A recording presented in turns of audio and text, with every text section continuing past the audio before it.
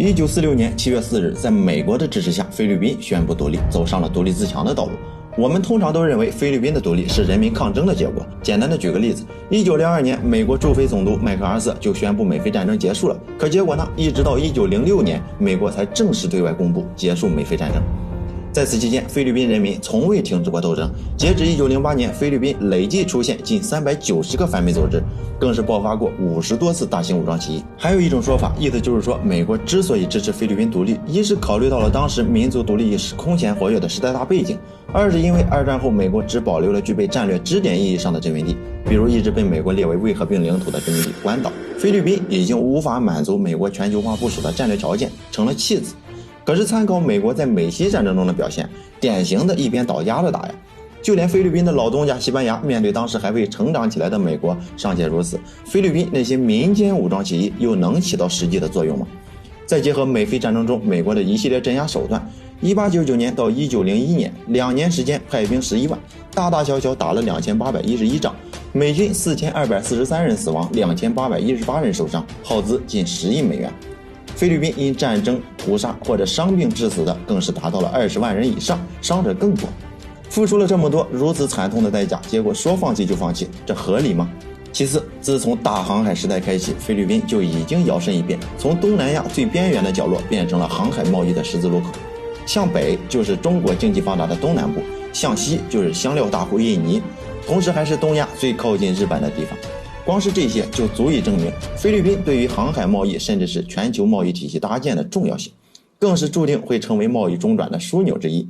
曾经的殖民大户西班牙看中菲律宾的就是这一点，美国自然也不可能看不出来呀。而且当时的美国又是全力扩大在西太平洋和中美洲实力的关键时期，根本没有理由放弃菲律宾这么一块大肥肉。支持菲律宾独立这件事显然不简单，或者说菲律宾的独立其实只是混淆视听的表象，里面必然存在着很复杂的利益关系。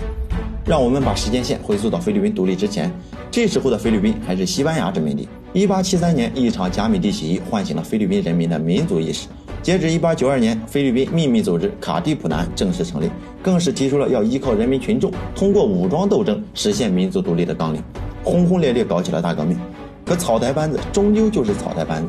多年的艰苦斗争并未扳倒根深蒂固的西班牙大军。卡蒂普南领导者阿奎纳多刚刚成立菲律宾共和国不久，就在殖民者和买办资产阶级的威逼利诱下，与殖民当局签订了破石洞条约，被迫流亡香港。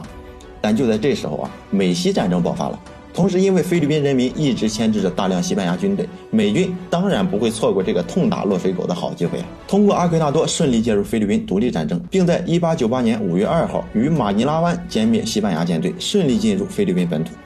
这边阿奎纳多还在兴高采烈地拟定宪法，发表独立宣言，庆幸自己获得了一个强大的盟友。殊不知那边的美军已经撕下了伪善的面具，私下里跟西班牙总督达成了秘密协定，同意把马尼拉转让给美国，并迫令菲军撤出马尼拉地区。这下轮到阿奎纳多傻眼了，合着费尽心思的自己才是最后的小丑，从主角变成了可有可无的配角。美菲关系正式交恶，直到美菲战争爆发。说白了，与其说美菲战争是菲律宾独立战争的一系列冲突之一，倒不如说美菲战争是美西战争的延续。包括此前菲律宾人民为了独立所做出的一切努力，都是在给美西战争最后的赢家做嫁衣。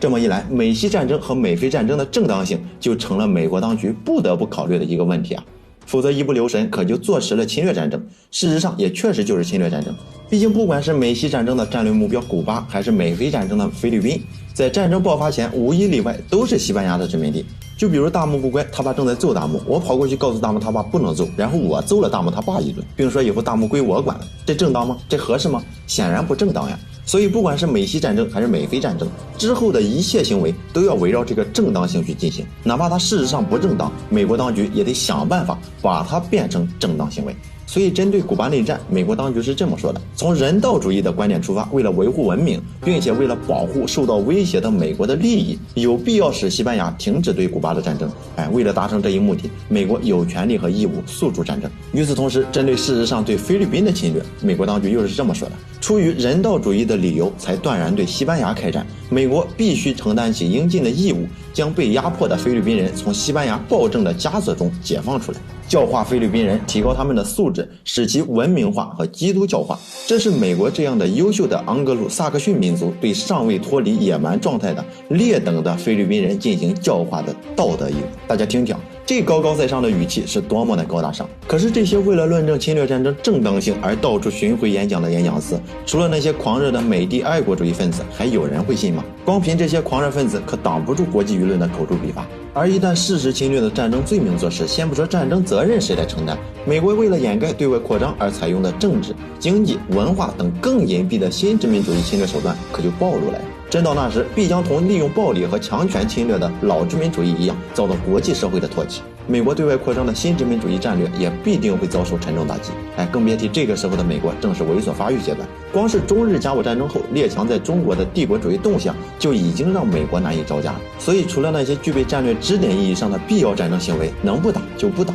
一旦开打，就必须有更进一步的行为去论证战争侵略的正当性。对此，美国当局的选择是明修栈道，暗度陈仓。把论证战争侵略正当性的目标放在了菲律宾身上。菲律宾不是想要独立吗？可以。美国不但会给予菲律宾经济援助，还会给予菲律宾自主权，并成立自治政府。随随便便搞个全民公投，以菲律宾人民那迫切需要独立的意愿，结果根本就不用想。只不过为了保护在菲律宾投资的美国公民以及美国财产，美国政府有必要在菲律宾驻军。这里面就包括马尼拉附近一度是美国最大最重要的海外基地克拉克空军基地，也是美军进行越南战争的重要支点。这招玩的溜呀！让菲律宾独立又咋了？只要菲律宾还有美国大兵，那不管是经济还是军事，就依旧受到美国的控制。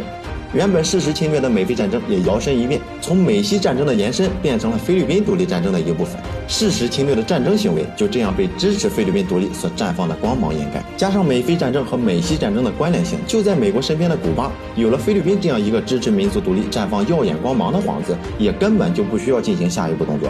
顶多就是从西班牙手中抢过来，让古巴认美国为保护国，就足够了。至于菲律宾，哪怕在美国后续经济投资的支持下逐渐变强了，也不要紧。有了驻军的缓冲，就有了暗中部署的时间。比如1934年以后，有些菲律宾政客甚至提出了修改泰丁斯麦克杜菲法案条款，或者推迟独立的想法，就是为了保证菲律宾独立后能够让菲律宾群岛依旧留存在美国的关税壁垒之内，拥有摆脱对美经济依赖的时间。美国兜了这么大一圈子，就是为了控制经济，怎么可能放手呀？还有一点，虽说1992年美国驻军正式撤离了菲律宾，菲律宾本土也自16世纪以来首次没有了外国军队的驻扎，可这并不代表菲律宾就能在军事上摆脱美国限制了，因为美国和菲律宾之间还有一项名为访问部队协定的协议，依然能让美国通过菲律宾基地轮流派兵，大搞联合军演，继而获得大量操作空间。显而易见嘛，除了经济，美国依然能名正言顺的在军事上影响菲律宾。我是大木，关注我，你不亏。我们下期再会。